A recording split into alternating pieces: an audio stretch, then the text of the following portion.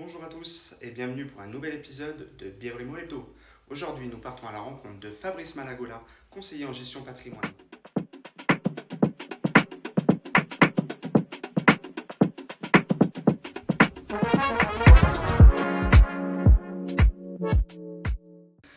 Bonjour Fabrice, merci de nous accueillir dans tes bureaux. Alors dans un premier temps, est-ce que tu peux te présenter auprès de nos internautes s'il te plaît ? Oui, bien sûr. Donc, je m'appelle Fabrice Malagola, j'ai 36 ans, je suis consultant patrimonial indépendant depuis maintenant plus de 5 ans. Je travaille avec un grand groupe qui a plus de 27 ans d'existence, donc ce qui me permet aujourd'hui d'avoir des partenaires de renom et de qualité. J'en ai à peu près une centaine aujourd'hui à ma disposition. C'est vraiment un gros plus pour mes clients qui en plus après peuvent bénéficier d'une offre de solutions parmi les meilleures du marché. D'accord. Est-ce que tu peux nous expliquer rapidement qu'est-ce qu'un conseiller gestion patrimoine ?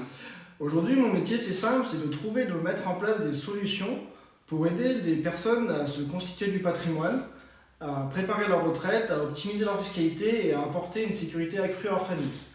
En gros, pour répondre aux objectifs de mes clients, j'utilise deux piliers qui sont les placements financiers et l'immobilier. Dans l'immobilier, j'utilise différents types d'investissements comme le loueur meublé non professionnel, l'investissement locatif en loi de défiscalisation et l'immobilier professionnel de type SCPI. D'accord, donc si je comprends bien, aujourd'hui ton travail s'adresse principalement à des personnes qui ont du patrimoine ou ça peut s'adresser à tout le monde ? Contrairement aux idées reçues, aujourd'hui, beaucoup de personnes peuvent avoir un consultant en gestion de patrimoine. Il n'est pas forcément nécessaire d'avoir déjà un patrimoine important pour être aidé par un consultant patrimonial.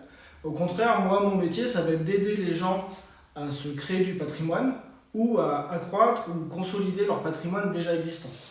Et compte tenu de la situation économique, pour revenir un peu plus sur mon corps de métier, est-ce que tu penses qu'aujourd'hui l'investissement dans la pierre c'est opportun ?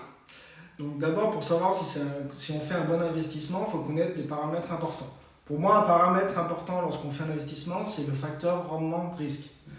Sur le long terme, beaucoup d'études le montrent, l'investissement locatif dans l'immobilier offre une des meilleures rentabilités par rapport à tout autre type de placement qui existe, tout en ayant une volatilité relativement faible.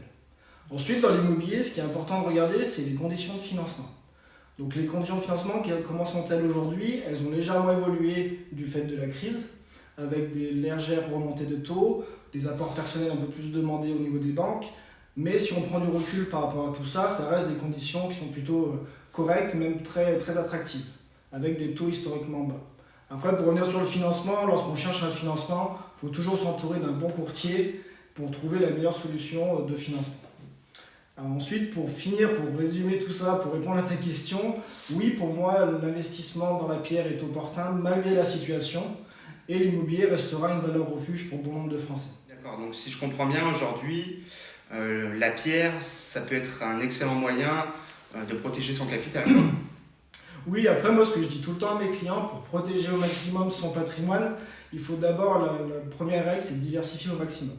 Ensuite, pour revenir sur l'immobilier, pour le protéger, il faut suivre 3 critères importants qui sont 1, l'emplacement, 2, l'emplacement et 3, l'emplacement.